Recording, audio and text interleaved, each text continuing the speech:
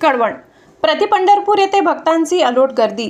कळवण येथे सालाबादाप्रमाणे प्रति पंढरपूर म्हणून ओळखले जाणारे कळवण तालुक्यातील पंचक्रोशीतील अनेक गावातील टाळ मृदंगाच्या गजरात नाडीत भांडणे, देसराणे, शेपूपाळा, शृंगारवाडी, जिरवाडा, ओतूर, कुडाणा येथून वरून राजाची सततधार चालू असताना सुद्धा अनेक भागाभागातून कळवण प्रति पंढरपूर विठ्ठल रुक्माई मंदिरास आषाढी एकादशी निमित्त दिंडी घेऊन हजेरी लावल्या।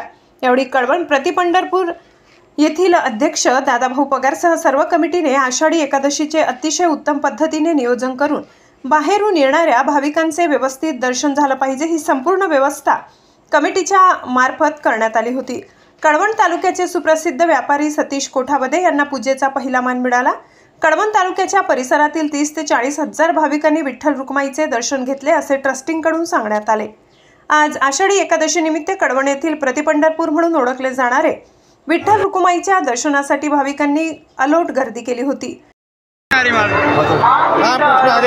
मी सतीश गोपाळ कोठावदे आजचे पूजेचे मानकरी श्री पांडुरंग आज सकाळी 4:30 वाजता अभिषेकाने सुरुवात केली। जवळ 8:30 ते 8:30 दरम्यान आरती करण्यात आली। पांडुरंगाच्या चरणी आज जवळजवळ 20 ते 25 हजार भाविकांनी दर्शनाचा लाभ घेतला।